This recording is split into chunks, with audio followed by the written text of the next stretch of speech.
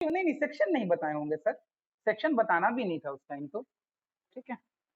Section उस time तो तुमको लिखा भी नहीं रहा होगा बिजनेस स्टडीज के अंदर। हाँ, टॉपिक बताए होंगे सर, सेक्शन तो अभी आपको 12th में ही पढ़ना है। वो भी अगर 12th में नहीं बताए कोई टीचर तो कोई बहुत बड़ा बात नहीं है, ठीक है, क्योंकि सेक्शन वाइज वो पढ़ना जरूरी नहीं है। लेकिन हाँ, अगर सेक्शन वाइज आप पढ़ते हैं तो दैट इज वेरी गुड, वो बहुत अच्छी बात है कि अगर क्लास 12th में आपको सेक्शन याद हो, ठीक है। सेक्शन अगर याद है आपको, सेक्शन पता है, तो बहुत अच्छी बात है। इट मीन्स कि you have an enrich knowledge, ठीक है, कोई ऐसे दिक्कत नहीं है। प्रोस्पेक्टस, आइए प्रोस्पेक्टस के बारे में समझ लीजिए। प्रोस्पेक्टस बहुत आसान चीज है, नॉर्मल सी चीज है। बोलता है डेफिनेशन जो है प्रोस्पेक्टस का, पहले तो हम नॉर्मल उसको बोलचाल की भाषा में आपको समझा दे कि प्रोस्पेक्टस क्या होता है, फिर हम डेफिनेशन के तौर पे समझा देंगे, ठीक है। इसमें जिन बच्चों का पेपर है, वो बच्चे अगर अभी कनेक्ट हो रहे हैं तो वो चाहे तो नहीं भी कनेक्ट हो सकते हैं, ठीक है। आप अगर अभी अपने स्कूल के पेपर की तैयारी करना चाहते हैं, आप कर लीजिए स्कूल के पेपर की तैयारी, ठीक है। क्लास खुलने के साथ फिर हम एक बार रिपीट कर देंगे, या रिकॉर्ड तो हम कर ही रहे हैं, रिकॉर्ड करके यूट्यूब पे डाल देंगे, तो आप अपने टाइम के अनुसार उसको देख सकते हैं, ठीक है। इन केस जिनका अभी पेपर है, जिनको पेपर में अपियर होना है, क्योंकि दिक्कत ये है कि स्कूल का सिलेबस कुछ अलग है, हम कुछ अलग बेटा पढ़ा रहे हैं, ठीक है। तो बहुत सारे बच्चे ऐसे भी हैं जिनको स्कूल में कुछ और पढ़ाया गया है, वो उनका सिलेबस है जो हम अभी बाद में पढ़ाएंगे। तो ऐसे करके, जैसे अभी मैंने सनशाइन में सुना है कि सनशाइन में तिवारी सर ने पूरा का पूरा इंडियन इकोनॉमिक्स दे दिया है पेपर के लिए, एक तो वैसे करके मतलब कि अभी, लेकिन पेपर में अपियर तो होना ही है, पेपर में नहीं अपियर होने से काम नहीं बनेगा। तो अगर आप लोग चाहते हैं कि ब्रेक लेकर के पेपर का पढ़ें, तो आप पढ़ लीजिए 2 4 10 दिन पेपर का, ठीक है। उसके बाद फिर आप अपना क्लासेस, मैं सारी क्लास रिकॉर्ड करके आपको दे दूंगा, ठीक है। तो वो आप कर लीजिएगा उसमें। इन केस अगर आपको पेपर का पढ़ना है, तो अगर आपके पास टाइम है तो फिर कोई दिक्कत नहीं।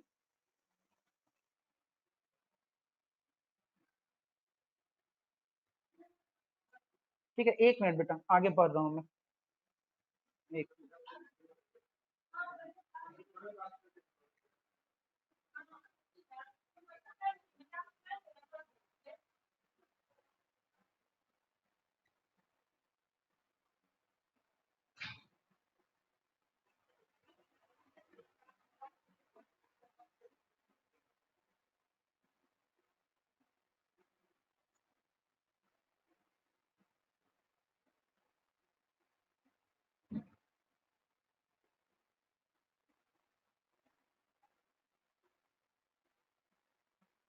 ठीक है, चलिए आगे देखते हैं। तो बोलता है हमारे पास में प्रोस्पेक्टस, प्रोस्पेक्टस क्या होता है? तो बोलते हैं भाई, प्रोस्पेक्टस एक ऐसा डॉक्यूमेंट है जो डॉक्यूमेंट पब्लिक कंपनी को इशू करना पड़ता है, कंपलसरी है, पब्लिक कंपनी को इश्यू करना पड़ता है जब पब्लिक कंपनी अपने शेयर्स को मार्केट में क्या करती है बेटा, मार्केट में जब शेयर्स को मार्केट में पब्लिक को बेचती है या बेचने के लिए ऑफर करती है, तो एक डॉक्यूमेंट होता है प्रोस्पेक्टस, जो कि पब्लिक कंपनी को फाइल करना पड़ता है रजिस्ट्रार ऑफ कंपनीज, या you can say ministry of corporate affairs के पास, ठीक है। और यही प्रोस्पेक्टस फिर कंपनीज को क्या करना पड़ता है, पब्लिक को भी पहुंचाना पड़ता है, पब्लिक तक इसको पहुंचाना पड़ता है थ्रू इंटरनेट, थ्रू वेबसाइट, या थ्रू किसी अदर मीडियम से, ताकि वो लोग जिसको आपने ऑफर किया है शेयर्स, ठीक है, वो समझ सके और जान सके कि आपने शेयर्स का जो ये पैसा आप कलेक्ट करेंगे, उस पैसे से आप क्या करेंगे, ऑब्जेक्टिव क्या है कंपनी का, ये सारी बातें। डिस्कनेक्ट हो जा रहा है बेटा, जिसका डिस्कनेक्ट हो जा रहा है, मैंने रिकॉर्डिंग करी है, ठीक है, रिकॉर्डिंग मैं कर भी रहा हूँ, तो डिस्कनेक्ट हो जा रहा है तो इसमें मैं क्या ही कर सकता हूँ। चलिए तो आगे देखते हैं। तो प्रोस्पेक्टस ये हो गया। नेक्स्ट बात, प्रोस्पेक्टस में क्या होती है, क्या क्या चीजें प्रोस्पेक्टस के अंदर होती हैं। तो इससे पहले भी मैंने आपको एक प्रोस्पेक्टस भेजा था, ठीक है।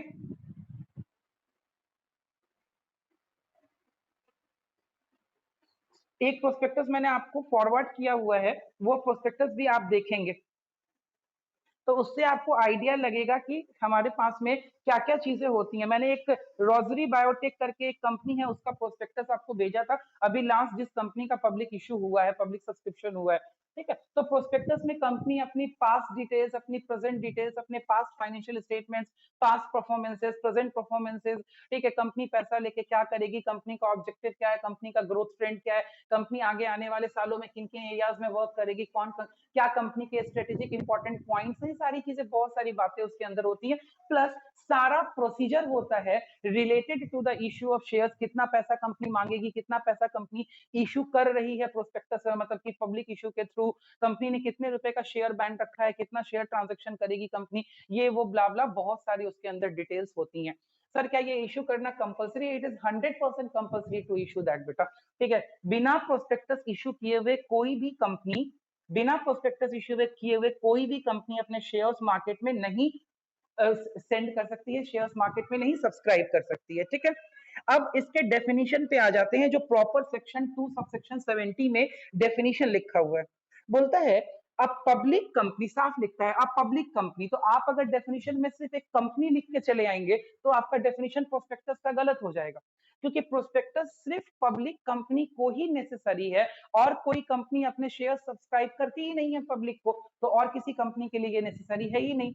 So a public company issues a document called prospectus in which terms and condition of the issue are stated along with the purpose for which the proceeds of the issue shall be used. दो बात बोलता है। पहला कि issue के term and condition, कितना रुपया कब मांगेंगे, कितना रुपया कब मांगेंगे, अगर आप पैसा नहीं देंगे तो कितना कॉस्ट इन एरियर पे इंटरेस्ट लगेगा, कितना कॉस्ट इन एडवांस पे इंटरेस्ट कंपनी देगी, पैसा अगर आप नहीं देंगे तो कंपनी कब फॉरफीचर कर देगी, फॉरफीचर करने के बाद आपका पैसा रख लेगी, ये वो दिस दैट ब्ला ब्ला, जितने टर्म्स एंड कंडीशंस हैं सारे प्रोस्पेक्टस के अंदर लिखे होते हैं। प्लस इसके अलावा क्या लिखा होता है, प्लस कि कंपनी जो वो प्रोसीड्स, मतलब शेयर इशू करके कंपनी को जो पैसा मिलेगा, ठीक है, उस पैसे से कंपनी क्या करेगी, उस पैसे को, मतलब आप जो कंपनी को पैसा देंगे उस पैसे को कंपनी किस चीज में यूटिलाइज करेगी, ये भी आपका कहाँ लिखा होता है, ये भी आपका लिखा होता है प्रोस्पेक्टस के अंदर। बिकॉज अब आप बोलेंगे सर ये लिखना क्यों जरूरी है, why the company gives the objective और gives the sources where the money will be utilised. तो बेटा अगर आप पैसा कंपनी को दे रहे हैं तो आप कहीं ना कहीं इस बात से कंसर्न्ड हैं कि भाई हमसे जो कंपनी पैसा लेगी उस पैसे को क्या करेगी कंपनी, कंपनी उड़ा देगी, कंपनी अपना लोन चुकाने में लगा देगी, कंपनी क्या करेगी आखिर उस पैसे का, ये हमें पता होना चाहिए। क्योंकि अगर हमें नहीं पता होगा तो एज अ प्रूडेंट इन्वेस्टर हम कंपनी में इन्वेस्ट नहीं करना चाहेंगे, ठीक है। तो अपने को पता होना चाहिए कि कंपनी क्या ग्रोथ प्रोस्पेक्टिव लेकर के पैसा कमा रही है या पैसा उठा रही है, ठीक है। तो ये भी कंपनी अपने प्रोस्पेक्टस में लिखती है कि भैया कंपनी उस पैसे से करेगी क्या। आगे, prospectus means any document described or issue as a prospectus and includes a red herring prospectus or shelf prospectus. बोलते हैं अगर कंपनी प्रोस्पेक्टस डिजाइन नहीं करेगी, ठीक है, तो उसको एक रेड हेरिंग या शेल्फ प्रोस्पेक्टस तो कम से कम बनाना ही पड़ेगा। शेल्फ प्रोस्पेक्टस का मतलब होता है, शेल्फ का मतलब होता है रैक, ठीक है, रैक का मतलब होता है जहां पे आप कोई चीज रख सकते हैं। मतलब कंपनी अगर प्रोस्पेक्टस को पब्लिक में नहीं निकालना चाहती है तो एटलीस्ट उसको बना के अपने पास रखना पड़ेगा कि अगर कोई मांगे तो वो दिखा सके, ठीक है। अगर पब्लिकली कंपनी उसको नहीं अनाउंस करती है तो एटलीस्ट वो बना के शेल्फ पे रखे, शेल्फ प्रोस्पेक्टस, मतलब उसके पास प्रोस्पेक्टस रेडी होना चाहिए इन केस अब investor wants to know about the company's objectives and all, तो कंपनी उसको वो चीज दिखा सके, ठीक है। बोलता है any notice, circular, advertisement or other document inviting offers from the public for the subscription or purchase of any security of a body corporate. बोलता है प्रोस्पेक्टस की जगह पे आप कोई नोटिस निकालते हैं, आप कोई सर्कुलर निकालते हैं, आप कोई एडवर्टीजमेंट निकालते हैं, ये सारी चीजें भी that is equally equal to prospectus, ये प्रोस्पेक्टस के बराबर मानी जाती हैं। कहने का मतलब कि प्रोस्पेक्टस एक डॉक्यूमेंट टाइप का होता है, एक पीडीएफ डॉक्यूमेंट होती है, एक बुकलेट होता है, ठीक है। या अगर आप बुकलेट नहीं बना रहे हैं तो एक कोई नोटिस हो गया, एक कोई सर्कुलर हो गया, एक न्यूज़पेपर में और इलेक्ट्रॉनिक मीडिया में एडवर्टीजमेंट हो गया, this all will also serve as the purpose for prospectus. लेकिन आपको बताना जरूर पड़ेगा कि भैया हम शेयर सब्सक्राइब करने के लिए ऑफर किए हैं पब्लिक को, ठीक है। तो इसको हम लोग प्रोस्पेक्टस बोलते हैं as defined in section 2 subsection 70 of companies act 2013। Adding to your knowledge, इसके अलावा भी आपको बता दूं कि प्राइवेट पब्लिक कंपनी शेयर को इशू करने से पहले,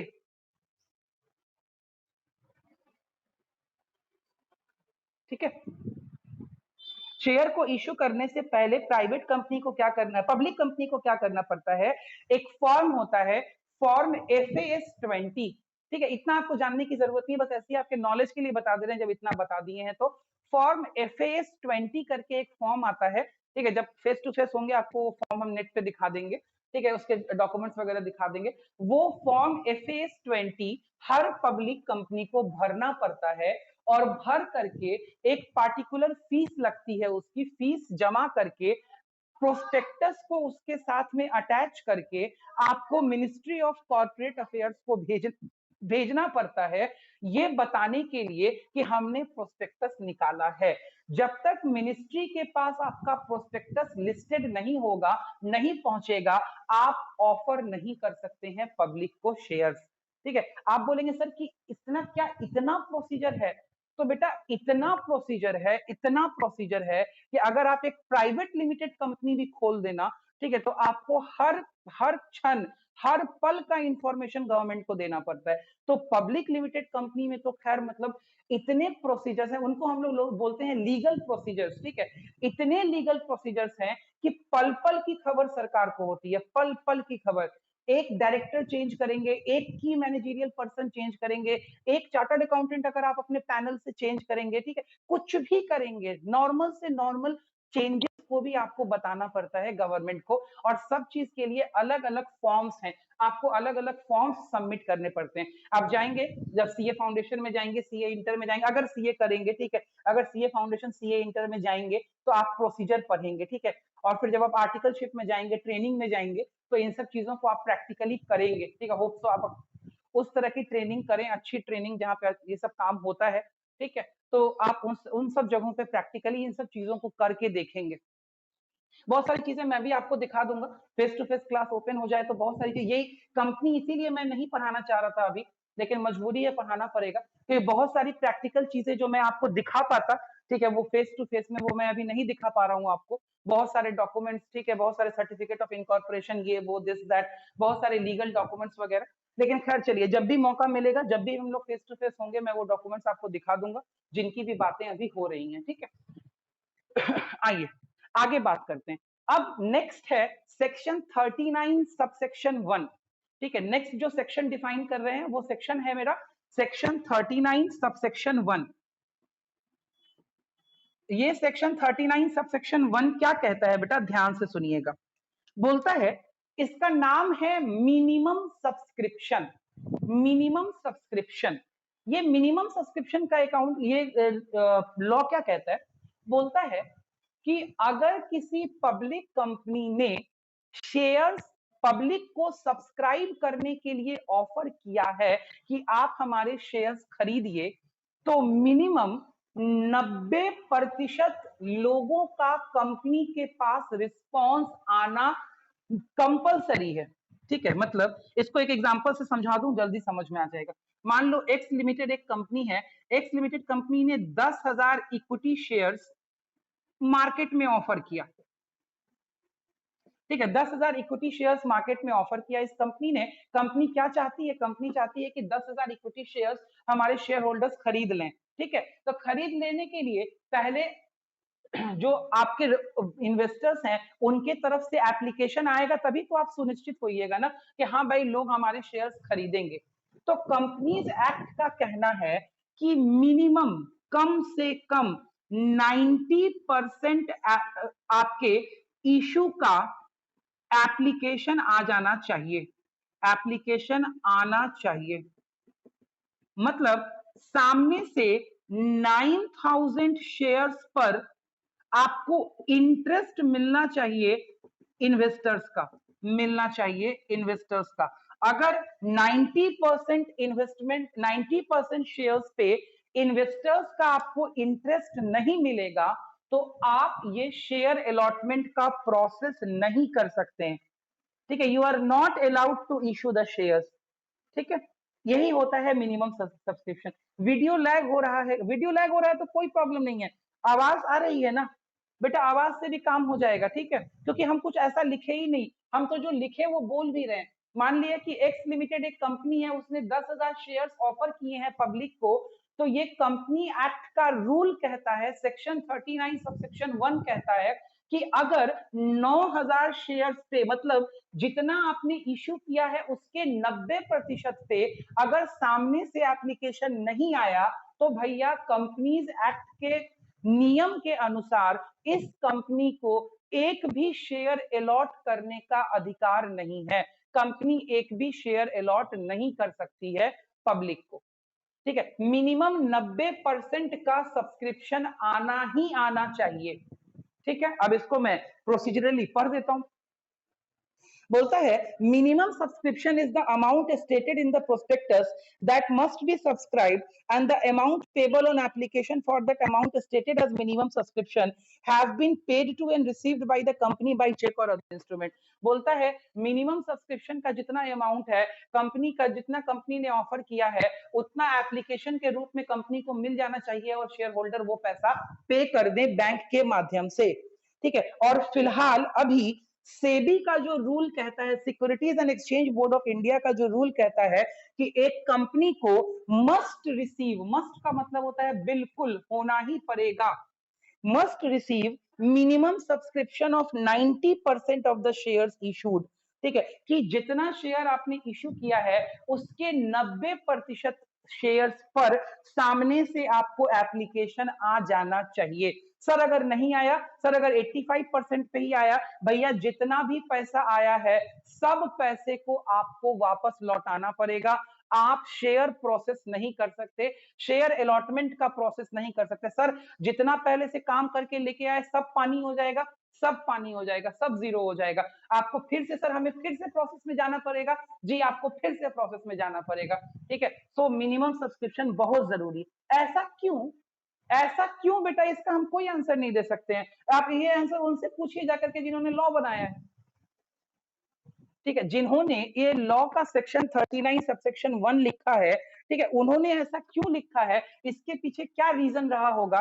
ठीक है, ये तो आप उनसे जाकर के पूछिए, किसी रीजन के वजह से ये लॉ बना है। हम आपको लॉ समझा सकते हैं ना बेटा, लॉ के पीछे का इफेक्ट जुडिशियरी समझाती है। ठीक है, वी आर नॉट जुडिशियरी, हमें ये नहीं पता है बेटा कि ये लॉ क्यों बनाया गया। देखिए एक तो बात ये जरूर होती है कि कोई भी लॉ किसी भी रीजन से बनाया जाता है, लेकिन इसके पीछे क्या रीजन था that will be explained by the drafting committee. जो ड्राफ्टिंग कमिटी इसको बनाई है वो एक्सप्लेन कर सकती है। हम तो लॉ के प्रोविजंस आपको समझा सकते हैं ना कि लॉ में क्या प्रोविजन लिखा हुआ है। तो बेटा ये सेक्शन 39 सबसेक्शन 1 में यही प्रोविजन लिखा हुआ है, समझिए।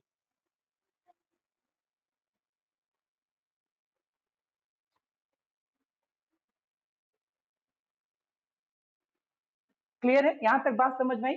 ठीक है, ऐसा हो सकता है कंपनीज को रिस्ट्रिक्ट करने के लिए किया गया हो, ऐसा हो सकता है इसलिए किया गया हो ताकि कंपनीज थोड़े थोड़े अमाउंट पे शेयर्स इशू करके पैसा ना मंगवा ले। ठीक है, ये ऐसा इसलिए किया गया हो कि परफॉर्मिंग कंपनीज ही सिर्फ शेयर्स को इशू करें, जो नॉन परफॉर्मिंग कंपनीज हैं वो शेयर्स को इशू ना करें। ठीक है, बहुत सारे रीजन इसके हो सकते हैं। ठीक है, लेकिन ड्राफ्टिंग कमेटी के पास क्या दिक्कत थी और उन्होंने क्यों इस लॉ को बनाया, ये तो ड्राफ्टिंग कमेटी बता पाएगी ना आपको। ठीक है, ऐसे होते हैं, इनके रीजंस आपको मिलेंगे। इनका जो लॉ का जो ब्रीफ, जो ये तो बेयर एक्ट है ना, जो लॉ का एक्सप्लेनेशन जब होता है, ठीक है, तो लॉ के एक्सप्लेनेशन की किताब में आपको ये मिल सकता है, लेकिन वो सब अभी आपके स्कोप ऑफ स्टडी से बहुत बाहर है बेटा। ठीक है, वो सब आपके स्कोप ऑफ स्टडी से बाहर है। आप पीएचडी करेंगे कभी जाकर के इस लॉ के ऊपर, तो जाके आपको वो सब चीजें पढ़नी होंगी। अभी तो बेसिक आप चीज समझिए बस। ठीक है, ये आपको समझ में आया कि नहीं आया, पहले ये मुझे बता दीजिए कि ये सेक्शन 39 सबसेक्शन 1 का प्रोविजन आपको क्लियर हुआ कि नहीं। ठीक है, हाँ, तो जब ये प्रोविजन क्लियर हो गया ना, तो इसके पीछे के मैटर्स तो अभी इट्स अ लॉन्ग टाइम। आपको इवन सीए फाइनल में भी रीजंस नहीं पढ़ने हैं। ठीक है, सीए फाइनल तक आप सारे कंपनीज एक्ट के पूरे 470 सेक्शन पढ़ जाएंगे। सेक्शन नंबर 1 से लेके सेक्शन नंबर 184 तक आपको पढ़ना है सीए इंटर में। सेक्शन नंबर 185 से लेकर के सेक्शन नंबर 470 तक आपको पढ़ना है सीए फाइनल में। और रूल नंबर 1 टू 18 पढ़ना है आपको सीए इंटर में, और 19 टू 35 पढ़ना है आपको सीए फाइनल में। उन सब में कहीं भी आपको रीजंस नहीं बताया जाएगा, सिर्फ आपको लॉ समझाया जाएगा। You will only get to know the interpretation of the law, you will not have to read the reasons for the law. ठीक है, रीजंस उसके बाद जब आप प्रैक्टिस करेंगे तो कहीं उसमें आपको रीजन वगैरह की जरूरत पड़े, ऐसे अभी तक तो मुझे हम लोगों को जरूरत नहीं पड़ती है। ठीक है, आइए आगे देखते हैं, क्योंकि आपके प्रोसीजर्स ही इतने हैं कि भाई रीजन को तो कोई समझने भी नहीं जाता है कि अरे तेरे रीजन के पीछे कौन दिमाग लगाए। इतना प्रोविजन है, 470 सेक्शन ही आदमी को नहीं याद रहता है, ठीक है, रीजन कौन सुनेगा। आइए आगे देखते हैं। बोलता है in case minimum amount is not subscribe, बोलता है कि अगर कोई कंपनी मिनिमम अमाउंट सब्सक्राइब नहीं कर पाती है, ठीक है, या वो रह जाती है कि उससे मिनिमम अमाउंट सब्सक्राइब ना हो, तो वैसे केस में कंपनी ने जो एप्लीकेशन का पैसा लोगों से लिया था, ठीक है, उन एप्लीकेशन के पैसे को कंपनी को 15 दिनों के अंदर लौटाना निश्चित है। जैसे समझिए, मान लिया कि कंपनी ने जो ये 10,000 इक्विटी शेयर्स ऑफर किए पब्लिक को, पब्लिक ने तो मिनिमम सब्सक्रिप्शन कहता है कि 9,000 शेयर्स पे आपको एप्लीकेशन आना ही आना चाहिए था, लेकिन आपके 8500 शेयर्स पे ही एप्लीकेशन आया बेटा, ठीक है। तो एप्लीकेशन तो आया, ऐसी बात तो नहीं है कि एप्लीकेशन आया नहीं, आया लेकिन कम पे आया, 90% नहीं पुर पाया, ठीक है। तो 8500 पे मान लो कि 2 रुपए के हिसाब से लोगों ने पैसा भेजा होगा, तो 0 0 तो 17,000 रुपया आपके पास आया होगा मान लिया। तो लॉ तो आपको रिस्ट्रिक्ट कर देगा कि आप शेयर इशू कर नहीं सकते, तो ये 17,000 रुपया तो आपके लिए किसी काम का है नहीं। तो यही लॉ आगे बोलता है, सेक्शन 39 में ही ये प्रोविजन लिखा हुआ है, सेक्शन 39 सब सेक्शन 2 में ये प्रोविजन लिखा हुआ है, बुक में ये स्पेसिफाई नहीं किया हुआ है, लेकिन ये बात सब सेक्शन 2 में लिखी हुई है कि भाई अगर पैसा आपने मंगवाया, मिनिमम सब्सक्रिप्शन अचीव नहीं हो पाया, तो जिस दिन आपका एप्लीकेशन पेमेंट की लास्ट डेट थी, ठीक है, उस दिन से 15 दिन गिन के 15 दिन के अंदर आपको पैसा वापस कर देना होगा, ठीक है। 15 डेज तक कंपनी इंटरेस्ट नहीं देगी, लेकिन 16वें दिन कंपनी को इंटरेस्ट देना पड़ेगा। अगर कंपनी का 15 दिन ब्रीच कर गया, 15 डेज तक अगर कंपनी पैसा नहीं लौटा पाई, तो 16वें दिन से जितना कंपनी लेट करेगी, ठीक है, हर दिन के हिसाब से 6% पर एनम, ठीक है, 6% पर एनम के हिसाब से इंटरेस्ट कंपनी को देना पड़ेगा, as per section 39 sub section 3, ठीक है। ये इंटरेस्ट की बात आपके बुक में नहीं लिखी हुई है, लेकिन अगर आप पूछ रहे हैं तो हम बता दे रहे हैं कि भैया 15 दिन ब्रीच कर गया, 16वें दिन से जितना दिन आपने लेट किया, हर दिन के हिसाब से 6% पर एनम, मतलब सालाना 6% के हिसाब से इंटरेस्ट कैलकुलेट होगा। मान लो कंपनी ने 17वें दिन पेमेंट किया, तो 17,000 रुपए पे 6% के हिसाब से 2/365, 2 दिन का इंटरेस्ट कंपनी को लग जाएगा। क्या क्लियर हो गया या नहीं क्लियर हुआ, बताइए भाई फटाफट से। क्लियर है, चल। तो ये था पूरा का पूरा मिनिमम सब्सक्रिप्शन का theory. Minimum subscription section 39 subsection 1 जो कि आपके बुक में लिखा हुआ है, सबसेक्शन 2 जो आपकी बुक में नहीं है, लेकिन वो 15 दिन का पीरियड सबसेक्शन 2 में डिवाइडेड है, और तीसरा इंटरेस्ट का प्रोविजन आपके बुक में नहीं है, it is under section 39 subsection 3। तीनों सेक्शन क्लियर हो गया। अगर आपसे पूछेगा तो सिर्फ सेक्शन 39 सबसेक्शन 1 का कोई प्रोविजन, वो भी प्रैक्टिकली पूछ सकता है, थियोरेटिकली तो नहीं पूछेगा, प्रैक्टिकली कहीं कुछ प्रैक्टिकल में डाल के पूछ सकता है, ठीक है। अब एक बात और बता दूं कि भाई जब क्वेश्चन दिया रहेगा, आपको कोई प्रैक्टिकल क्वेश्चन दिया रहेगा, तो उसमें मिनिमम सब्सक्रिप्शन मत चेक करने बैठ जाना, ठीक है, कि भाई क्या अगर 10,000 शेयर कंपनी ने इशू किया है तो 9,000 पे उसको सब्सक्रिप्शन मिला है कि नहीं मिला है। और पता चला कि किसी कंपनी ने 10,000 शेयर इशू किए हैं और 7,000 शेयर ही सब्सक्राइब हुए हैं, तो लिख के चले आना कि मिनिमम सब्सक्रिप्शन नहीं अचीव हुआ है तो हम क्वेश्चन नहीं बनाएंगे, ठीक है। तो अगर आपको ऐसा कुछ क्वेश्चन में मिलता है जहां मिनिमम सब्सक्रिप्शन का चक्कर मत देखने लगना, जो लिखा होगा उसको बना के आना, ठीक है। हो सकता है क्वेश्चन में ऐसा कुछ हो जहां मिनिमम सब्सक्रिप्शन वाली बात ना लिखी हो। क्या ये चीज क्लियर हो गई, नहीं क्लियर है? क्या ये चीज क्लियर हो गई, बोल दे भाई।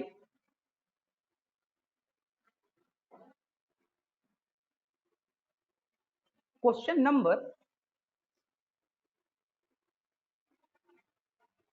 क्वेश्चन के बारे में बेटा यही बोले कि क्वेश्चन में अगर मिनिमम सब्सक्रिप्शन नहीं अचीव हो रहा होगा और कंपनी शेयर इशू कर दे रही होगी तो ऐसा मत सोच लीजिएगा कि क्वेश्चन नहीं बनाए, क्वेश्चन गलत है। क्वेश्चन कुछ भी हो सकता है, लेकिन प्रोविजन यही है कि 90% तक मिनिमम सब्सक्रिप्शन होना चाहिए। ठीक है, मान लिया क्वेश्चन में अगर लिखा हुआ है कि कंपनी ने 10,000 शेयर इशू किए और कंपनी का 7,000 शेयर सब्सक्राइब हुआ, तो यहाँ तो कंपनी को मिनिमम सब्सक्रिप्शन नहीं ना मिला, 90% मिलना चाहिए था। तो अगर मान लिया ऐसा कोई क्वेश्चन बोर्ड में आए तो ये लिख के मत चले आना कि यहाँ मिनिमम सब्सक्रिप्शन नहीं है तो कंपनी शेयर इशू नहीं कर सकती है, इसीलिए हम जर्नल एंट्री नहीं पास करेंगे। ठीक है, ऐसा मत लिख के आ जाना बोर्ड में। जो जितना सब्सक्राइब होगा उतने पे ही आंसर बना के चले आना, ये मैंने बोला। ठीक है, समझ में आ गई बात?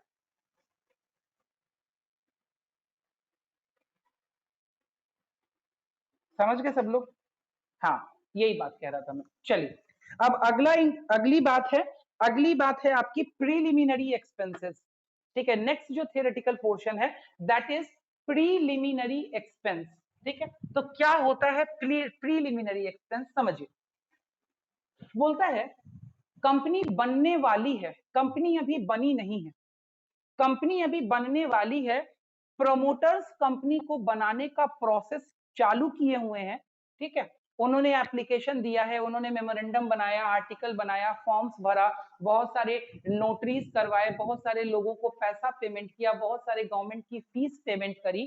ठीक है, ये सारे खर्चे जो कंपनी के बनने से पहले कंपनी के बनाए जाने के लिए खर्च किए जाते हैं उनको प्रीलिमिनरी एक्सपेंस बोलते हैं। क्या जो मैंने बोला ये आपको समझ में आ गया सब लोगों को? कंपनी के बनने से पहले कंपनी को बनाए जाने के लिए जो खर्चे किए जाते हैं उनको प्रीलिमिनरी एक्सपेंस बोलते हैं। ओके है?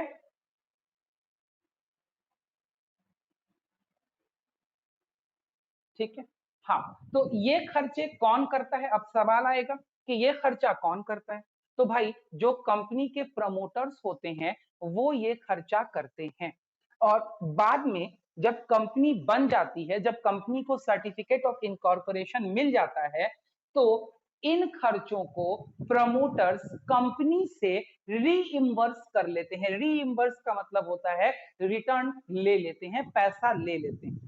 So preliminary expenses are those expenses which are incurred by the promoters of the company before the incorporation of the company, which will be reimbursed by the company once the company get incorporated. ठीक है भाई, ये बात समझ में मेरे ख्याल से आ गई होगी, ये बहुत आसान सी बात थी। ठीक है, कि कंपनी के बनने के बाद वो खर्चे शेयर होल्डर, वो जो प्रोमोटर्स होते हैं वो वापस ले लेते हैं। तो कंपनी इसकी क्या एंट्री करती होगी अपने बुक्स ऑफ अकाउंट्स में? तो जब कंपनी बन जाती होगी और जब ये खर्चा वो प्रमोटर्स को पे करने वाली होती होगी, जब प्रमोटर्स ये खर्चा मांगते होंगे कंपनी से, तो कंपनी एंट्री करती होगी preliminary expenses account debit to promoters account. क्या एंट्री करती होगी? Preliminary expenses account debit to promoters account. क्यों प्रीलिमिनरी एक्सपेंस को कंपनी ने डेबिट किया, बताइए बाबू रीजन। और क्यों प्रमोटर्स को कंपनी ने क्रेडिट किया, बताइए इसका भी रीजन। इस एंट्री का रीजन समझा दीजिए।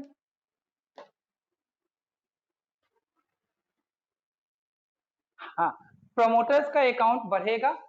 हाँ, कंपनी के पॉइंट ऑफ व्यू से अगर कोई बच्चा बोलना चाहे तो वो बोलेगा सर प्रिलिमिनरी एक्सपेंसेस एक एक्सपेंस है कंपनी के लिए, एक्सपेंस बढ़ा तो डेबिट, और क्योंकि ये पैसा प्रोमोटर्स को चुकाएगी कंपनी, तो टिल द टाइम प्रोमोटर्स को जब तक पैसा नहीं चुकाया है, प्रोमोटर्स कंपनी के लिए लाइबिलिटी हैं, क्रेडिटर्स हैं एक तरीके से, दैट्स वाई लाइबिलिटी बढ़ी तो क्रेडिट। ठीक है, जब ये पैसा प्रोमोटर को चुका दिया जाएगा तो एंट्री होगी promoters account debit to bank account.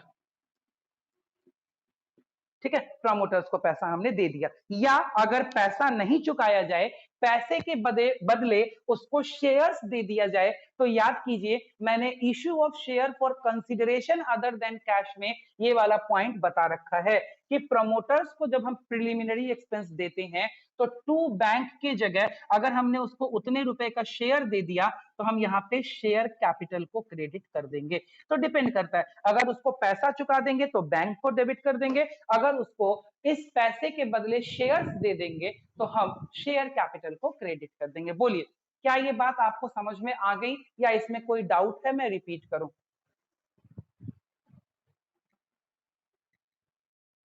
बताते जाइए बेटा जी, कोई डाउट है, कोई दिक्कत है तो बताते जाइए।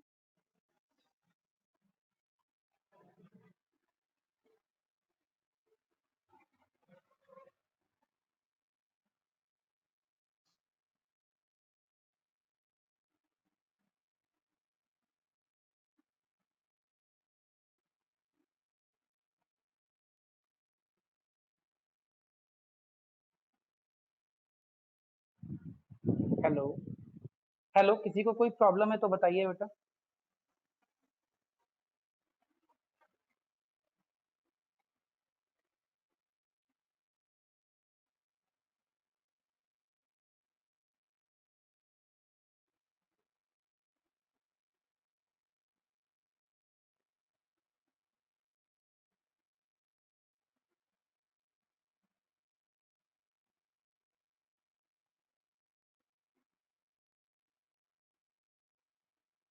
किसी को कोई डाउट तो बता दीजिए बाबू।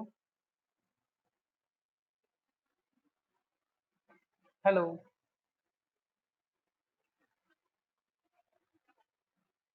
नहीं है, यहां तक कोई डाउट नहीं है, बढ़े आगे।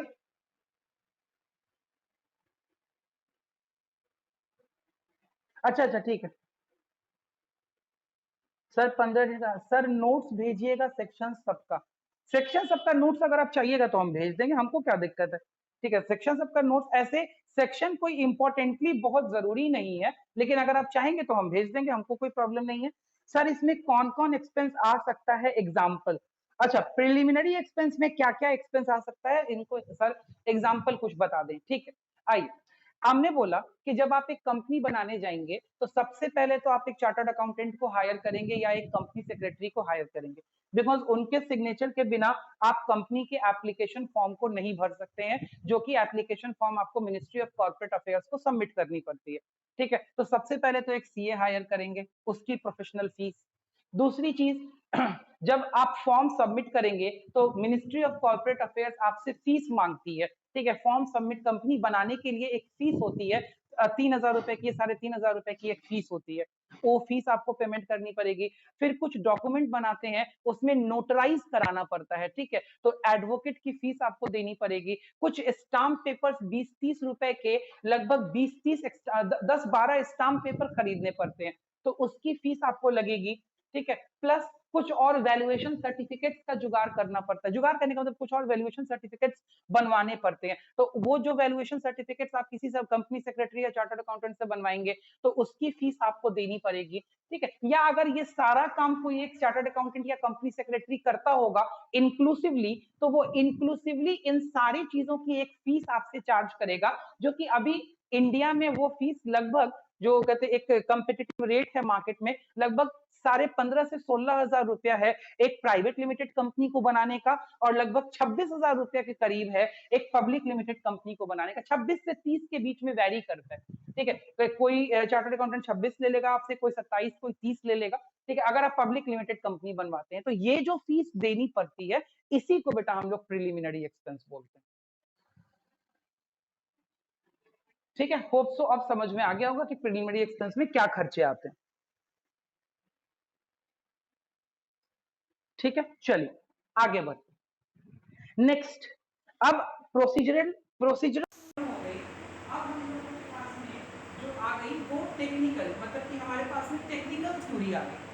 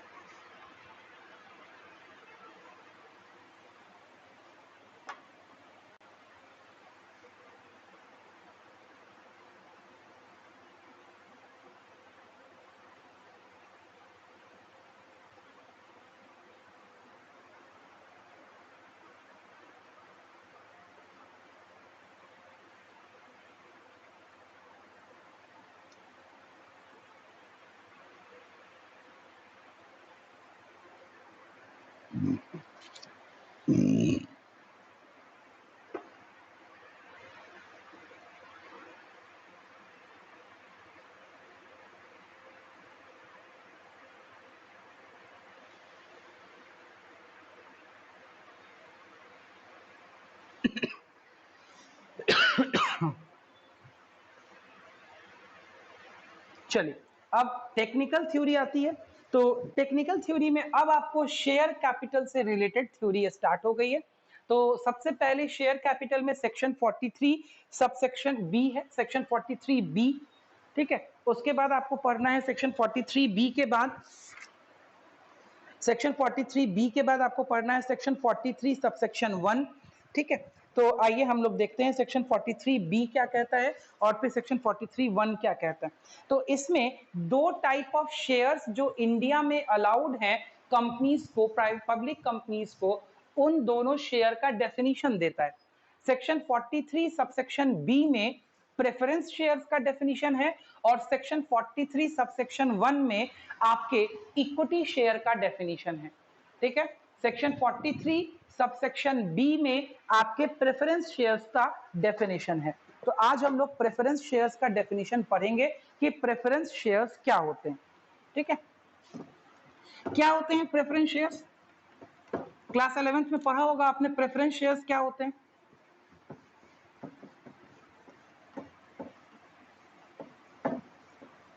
किस चीज का रिस्क नहीं लेता है?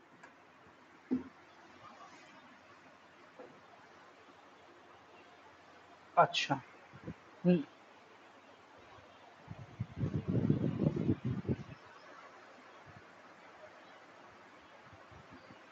उसका एसेट बेच के,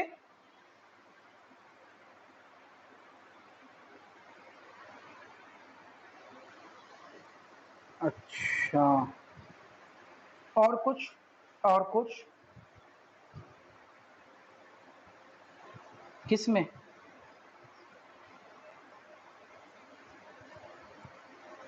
मैनेजमेंट में राइट नहीं होता है?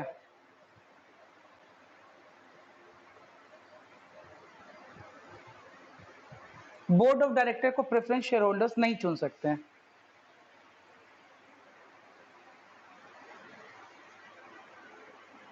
और कुछ बताइए।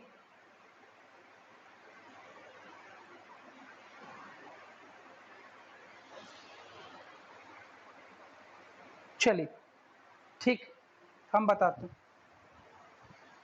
आई स्टार्ट करते हैं। सबसे पहले प्रेफरेंस शेयर होल्डर्स को सबसे पहले क्या प्रेफरेंशियल राइट्स होते हैं इसको हम लोग देखते हैं। बोलता है पहला प्रेफरेंशियल राइट, तो उन्होंने ठीक बोला, ठीक है। दो प्रेफरेंशियल राइट्स होते हैं। प्रेफरेंस का मतलब होता है कि किसी के ऊपर आपको जब इंपॉर्टेंस दिया जाए, ठीक है। कोई दो लोग हैं और उन दो लोगों में जब आपको इंपॉर्टेंस दिया जाए, that means you are given preference, ठीक है। आपको ज्यादा प्रेफर किया जा रहा है। तो प्रेफरेंस शेयर्स क्या होते हैं? इनके पास दो राइट होते हैं। पहला, preference right to receive dividend to be paid as fixed amount or an amount calculated at a fixed rate which may either be free or subject to income tax before it is paid to equity shareholders। क्या मतलब हुआ? मतलब ये हुआ बेटा कि पहला preferential right जो प्रेफरेंस शेयर होल्डर्स को मिलता है वो ये मिलता है कि प्रेफरेंस शेयर होल्डर्स को डिविडेंड का प्रेफरेंस है।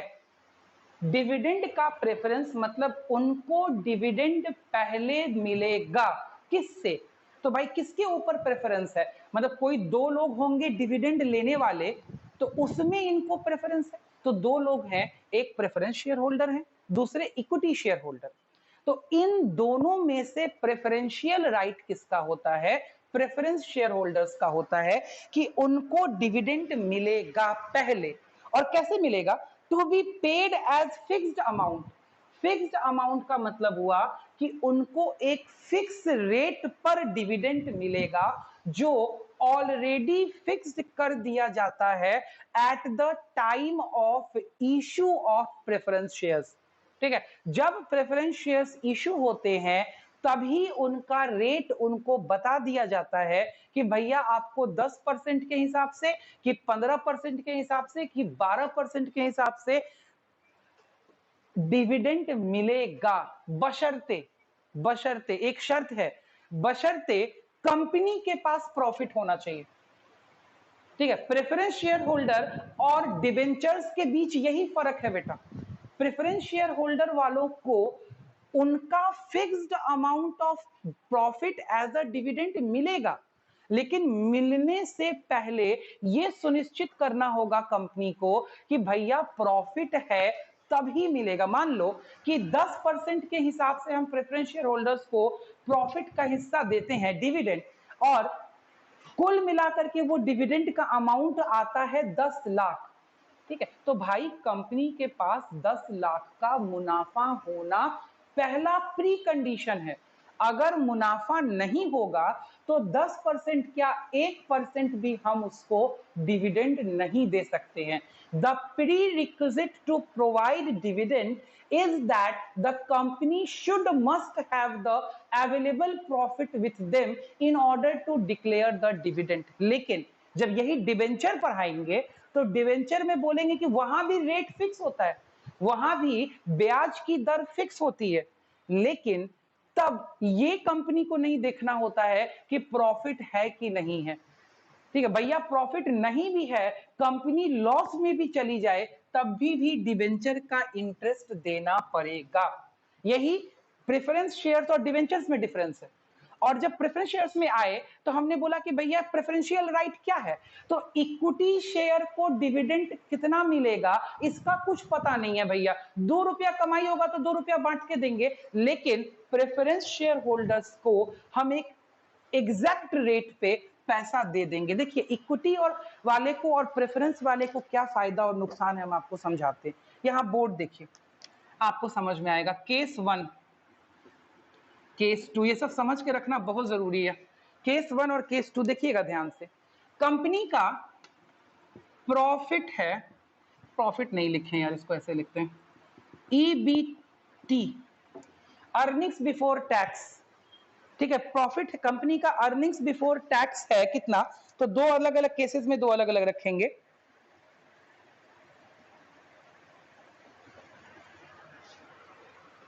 देखिए मान लिया एक केस में कंपनी का प्रॉफिट है 5 लाख और दूसरे केस में कंपनी का प्रॉफिट है 10 लाख, माइनस इसमें से हमने किया टैक्स। मान लिया टैक्स यहां पे है 1 लाख, यहां पे है 3 लाख, 4 लाख रुपया बचा ईएटी, यहां पे 7 लाख रुपया बचा ईएटी। अब बेटा देखो, प्रेफरेंस शेयर होल्डर्स, मान लो कि हमारे पास प्रेफरेंस शेयर होल्डर्स 10% वाले थे और इनका डिविडेंड बनता है 2 लाख रुपए का, तो भाई दोनों केसेस में प्रेफरेंस शेयर होल्डर वालों को 2 लाख रुपया हम देके निपटा देंगे। इस केस में ये 2 लाख रुपया बच गया, ये इक्विटी शेयर होल्डर्स को मिलेगा, और यहां 5 लाख रुपया बचा और ये इक्विटी शेयर होल्डर्स को मिलेगा। मान लो हमारे पास number of equity shareholders 1 lakh हैं, 1 लाख, तो जब डिवाइड करोगे तो ईपीएस पर शेयर कितना मिलेगा, यहां पे कितना रुपया मिलेगा पर शेयर, बोलो तो बाबू। केस 1 में हर शेयर होल्डर को कितना रुपया मिलेगा,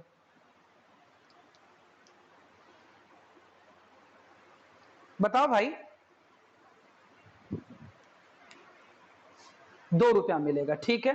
और उधर वाले केस में कितना रुपया मिलेगा,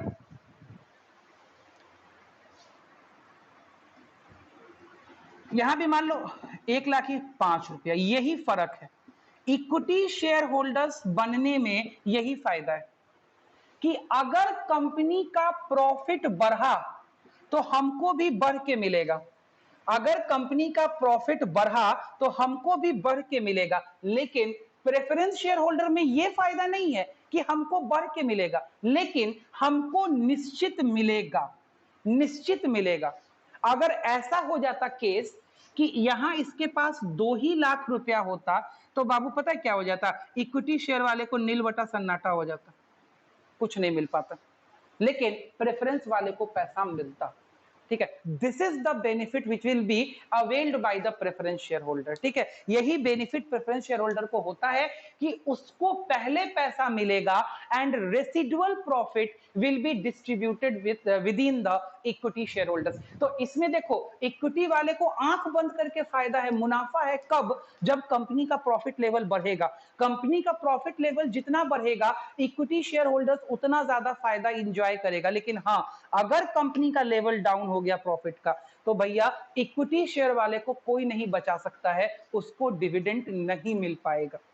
ठीक है, हाँ, लेकिन अगर एक ऐसा कंडीशन भी आता है, मान लो फर्ज करो कि यहां पे आपके पास में ये अमाउंट है, प्रॉफिट का अमाउंट 2 ही लाख है और यहां 1 ही लाख बचा, तो ऐसे केस में क्या आप प्रेफरेंस शेयर होल्डर को भी दे पाएंगे क्या डिविडेंड?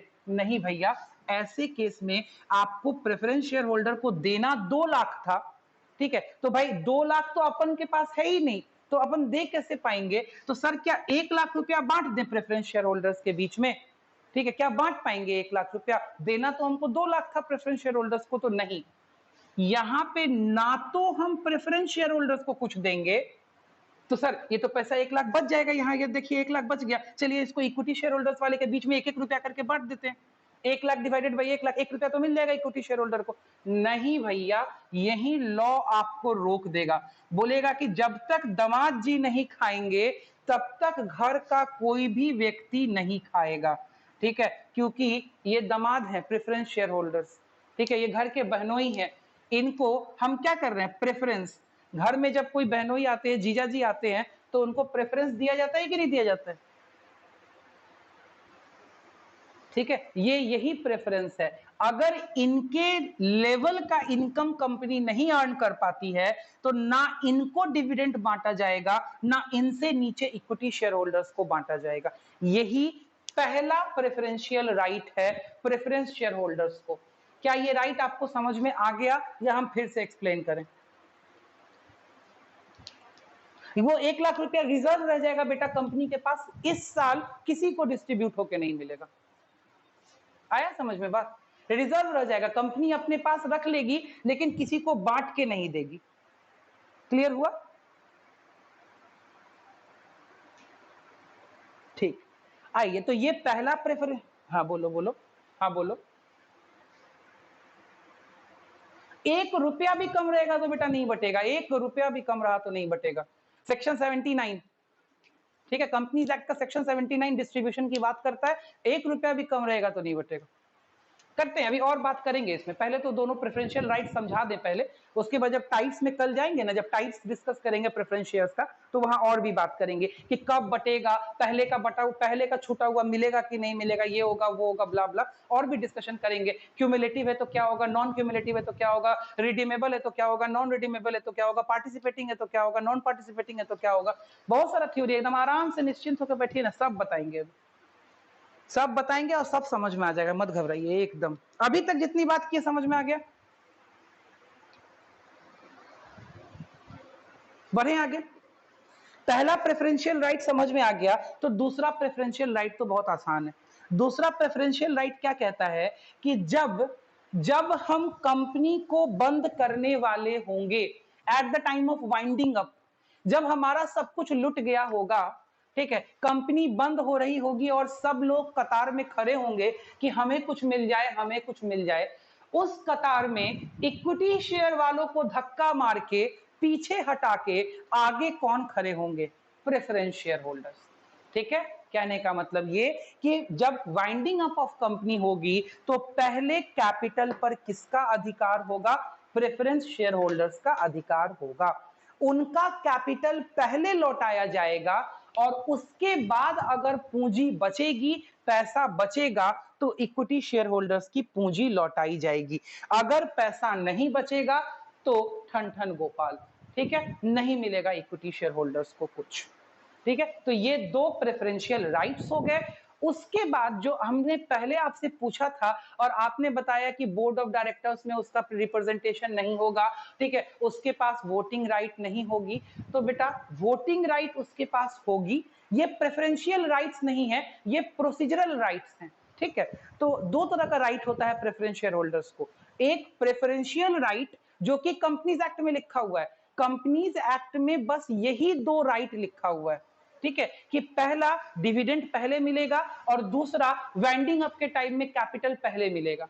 बाकी सारा प्रोसीजरल राइट होता है, प्रोसीजरल राइट, ठीक है, मतलब कि प्रोसेस का अधिकार। तो प्रोसेस का अधिकार कंपनी टू कंपनी बेटा चेंज होता है, ठीक है। ये प्रोसीजरल राइट जब आप प्रेफरेंस शेयर्स इशू करते हैं उसी टाइम आपको डिक्लेयर करना पड़ता है। तो आप एकदम निश्चित ये नहीं बोल सकते हैं बेटा कहीं भी कि प्रेफरेंस शेयर होल्डर्स एडमिनिस्ट्रेशन में या मैनेजमेंट में पार्टिसिपेट नहीं करते हैं या उनको बोर्ड ऑफ डायरेक्टर्स चुनने का राइट नहीं है, ठीक है। कुछ कुछ कंपनीज ये राइट देती भी हैं और कुछ कुछ कंपनीज ये राइट नहीं देती हैं।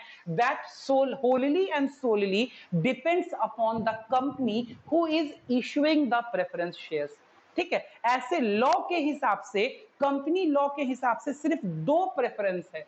पहला प्रेफरेंस ये कि डिविडेंड का पैसा एक निश्चित अमाउंट इक्विटी शेयर होल्डर से को डिविडेंड देने से पहले मिलेगा और जब कंपनी वाइंड अप होगी तो वाइंड अप के टाइम इनको पहले पैसा मिलेगा, ठीक है, और बाद में पैसा अगर बचेगा तो इक्विटी शेयर होल्डर्स को मिलेगा, नहीं बचेगा तो नहीं मिलेगा, ठीक है। बाकी procedural rights vary from company to company, वो कंपनी टू कंपनी क्या करते हैं, वैरी करते हैं। मैं आपको किसी एक कंपनी का प्रेफरेंस शेयर्स का एक इशू डॉक्यूमेंट दिखा दूंगा, तो मैं भेज दूंगा आपको व्हाट्सएप पे, आप उस इशू डॉक्यूमेंट को पढ़ लीजिएगा तो आपको समझ में आएगा कि वो प्रोसीजरल राइट्स इशू डॉक्यूमेंट के अंदर लिखे रहते हैं, ठीक है, कि ये प्रेफरेंस शेयर होल्डर को क्या क्या प्रोसीजरल राइट मिलेगा, ठीक है, apart from the right which has been defined in the companies act, ठीक है, और क्या क्या राइट मिलेगा ये आपको प्रोसीजरल राइट्स इशू डॉक्यूमेंट में लिखा रहता है। कोई एक इशू डॉक्यूमेंट मैं खोजता हूं, खोज के आपको व्हाट्सएप कर दूंगा ग्रुप पे, आप उसको चेक कर लीजिएगा, ठीक है। जैसे मैंने प्रोस्पेक्टस भेजा हुआ है, आप अगर आप चाहें तो अपने ग्रुप पे जाकर के, व्हाट्सएप ग्रुप पे प्रोस्पेक्टस निकाल के देख सकते हैं। एक कंपनी का मैंने आपको प्रोस्पेक्टस भेजा हुआ है, उसमें कुछ ना कुछ तो बात जरूर समझ में आपको आएगी, ठीक है। चलिए, तो आज का डिस्कशन हम लोग यहीं तक रखते हैं, हम लोग फिर इसके बाद कल के डिस्कशन में आगे इससे डिस्कस करेंगे, ठीक है। चलिए, होप सो यहां तक बातें आपको समझ में आई होंगी, ठीक है। अगर कुछ आपको कंफ्यूजन रहता है तो आप मुझे अपडेट कीजिए, मेरे से पूछिए, व्हाट्सएप कीजिए, ठीक है, और फिर हम लोग आगे डिस्कशन करेंगे। चलिए, थैंक यू, बाय बाय।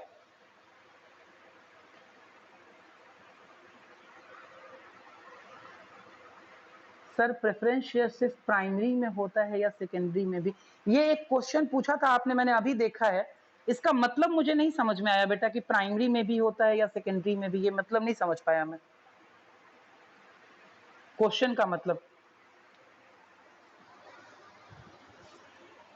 अच्छा अच्छा, वो प्राइमरी मार्केट या सेकेंडरी मार्केट की बात कर रहे हैं क्या?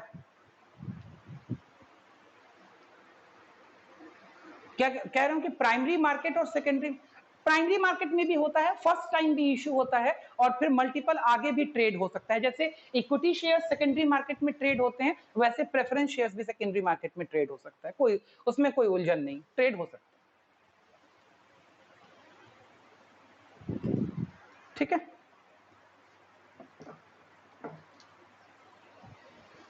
नहीं भाई, कौन कह दिया? आप नहीं देखे तो हम क्या कर सकते हैं इसमें? आप तो बहुत चीज अभी नहीं देखे हैं। क्या बोल रहे हैं बेटा? अलग अलग ऑप्शन होता है बेटा, हाँ अलग अलग ऑप्शन होता है। आप कहेंगे तो हम दिखा देंगे, हम कोई प्रेफरेंस शेयर्स खोज के रखेंगे, ठीक है, हम अपना लॉगिन पे खोज के रखेंगे, कल आपको दिखा देंगे, ठीक है। हम कोई प्रेफरेंस शेयर्स, हम डिवेंचर्स भी आपको दिखा सकते हैं, आप कहें तो हम डिवेंचर्स भी आपको खोज के दिखा सकते हैं। सब कुछ ट्रेड होता है बेटा। डिवेंचर तो मेरे पोर्टफोलियो में खुद है, डिवेंचर तो मैंने खुद खरीद रखा है, ठीक है। आप कहेंगे तो, मैंने प्रेफरेंस शेयर्स नहीं खरीदा हुआ है इसलिए मुझे खोजना पड़ेगा, नहीं तो मैं तुरंत दिखा देता आपको प्रेफरेंस शेयर्स, ठीक है। मेरे पास कोई भी प्रेफरेंस शेयर्स की अभी होल्डिंग नहीं है, लेकिन मैं एक बार खोज करके आपको देखता हूं कि कौन से प्रेफरेंस शेयर्स लिस्टेड हैं। जो लिस्टेड प्रेफरेंस शेयर्स होंगे मैं आपको दिखा दूंगा, ठीक है। कल की क्लास में मैं आपको दिखा दूंगा लॉगिन में कि जैसे अगर अगर वो प्रेफरेंस शेयर्स लिस्टेड होंगे तो ऑब्वियसली आपके लॉगिन में दिखेंगे, बीएससी के एक्सचेंज पे दिखेंगे, एनएससी के एक्सचेंज पे, मैं आपको दिखा दूंगा कल। मेरे पास नहीं है अभी, मैंने पहले खरीदे हुए थे, अभी मेरे पास नहीं है, ठीक है। होते तो मैं अभी आपको दिखा देता, ठीक है, दिखा दूंगा मैं कल। क्या बोल रहे हैं बेटा? नहीं, डिपेंड करता है, डिपेंड करता है बेटा, वो उसके फाइनेंशियल नीड्स के ऊपर डिपेंड करता है, उसके फाइनेंशियल मैनेजमेंट के ऊपर डिपेंड करता है, कैश फ्लो के ऊपर डिपेंड करता है, उसके पीछे पूरी एक टीम वर्क करती है भाई साहब, चार्टर्ड अकाउंटेंट की रिसर्च एनालिसिस टीम वर्क करती है कि हमें कौन सा शेयर, ऐसे ब्लंटली बेटा हम नहीं बोल सकते आपको कि इस कंपनी के लिए इक्विटी शेयर्स बढ़िया है, इस कंपनी के लिए प्रेफरेंस शेयर्स बढ़िया है, that depends upon a lot of risk, पूरा रिस्क एंड एडवाइजरी की टीम होती है, वो पूरी टीम बैठती है, सॉफ्टवेयर पे काम होता है, कंपनी के रिक्वायरमेंट्स देखे जाते हैं, कंपनी का कैश फ्लो पोजीशन देखा जाता है, ठीक है, तब जाकर के बेटा डिस्कस किया जाता है कि प्रेफरेंस इशू करें कि इक्विटी इशू करें कि क्या इशू करें, ठीक है, ऐसे एकदम ब्लंटली हम आपको नहीं बता सकते कि वो प्रेफरेंस इशू कर देगा कि इक्विटी इशू करेगा, that requires a lot of research, बहुत सारा रिसर्च होता है बेटा, बोला ना कि जैसे कि साइंस में मॉलिक्यूल का रिसर्च होता है ना बैठ करके कि ये मॉलिक्यूल से ये दवा बनेगी, फलाना चीज होगा, ढिकाना चीज होगा, वैसे बड़ी बड़ी कंपनीज में एक पूरी टीम होती है जो बैठ करके बस यही रिसर्च करती है कि हम फाइनेंसेस कहां से इकट्ठा करेंगे, ठीक है, तो वो टीम रिसर्च करती है सारे प्रोज एंड कॉन्स पे, ठीक है, प्रोज एंड कॉन्स का मतलब होता है मेरिट्स एंड डिमेरिट्स, ठीक है, सारे मेरिट्स एंड डिमेरिट्स की बात होती है, ठीक है, सिस्टम में फीड किया जाता है, पास्ट परफॉर्मेंसेस देखे जाते हैं, इंडस्ट्री एनालिसिस किया जाता है, शेयर मार्केट एनालिसिस किया जाता है, ठीक है, स्टॉक एक्सचेंज का एनालिसिस होता है, जीडीपी का एनालिसिस होता है, उस पार्टिकुलर इंडस्ट्री का क्या पोजीशन चल रहा है इसका एनालिसिस होता है, आगे आने वाले फ्यूचर में क्या बिजनेस ट्रेंड्स हैं इसका एनालिसिस होता है, और तब जाकर के निकाला जाता है बेटा कि क्या इक्विटी खरीद से शेयर्स सॉरी इक्विटी से फाइनेंस किया जाए या प्रेफरेंस से फाइनेंस किया जाए या डिवेंचर से फाइनेंस किया जाए या किसी और मेथड से फाइनेंस किया जाए, मेथड ऑफ फाइनेंसिंग तब निकलती है। सोर्स ऑफ फाइनेंस वाला चैप्टर आप मेरे साथ 11th में नहीं थे, ठीक है, तो सोर्स ऑफ फाइनेंस वाला चैप्टर जब 11th में हम पढ़े थे, पढ़ना होता है तब उस टाइम हम लोग इस बात का डिस्कशन करते हैं, बताते हैं हम लोग कि कौन सा सोर्स बेटर हो सकता है, बहुत सारे फैक्टर्स हैं जिसको कि हम लोग एनालाइज करना पड़ता है बेटा बेटा, तभी हम लोग डिसाइड कर पाएंगे कि कौन सा सोर्स बेटर है, ठीक है, ऐसे एकदम तुरंत नहीं बोल सकते कि कौन सा सोर्स बेटर है, हो सकता है किसी कंपनी के लिए डिबेंचर्स अच्छे हो सकता है किसी कंपनी के लिए इक्विटी शेयर होल्डिंग अच्छी हो सकता है किसी कंपनी के लिए प्रेफरेंस शेयर होल्डिंग अच्छी हो, डिपेंडिंग अपॉन द फैक्टर्स, ठीक है,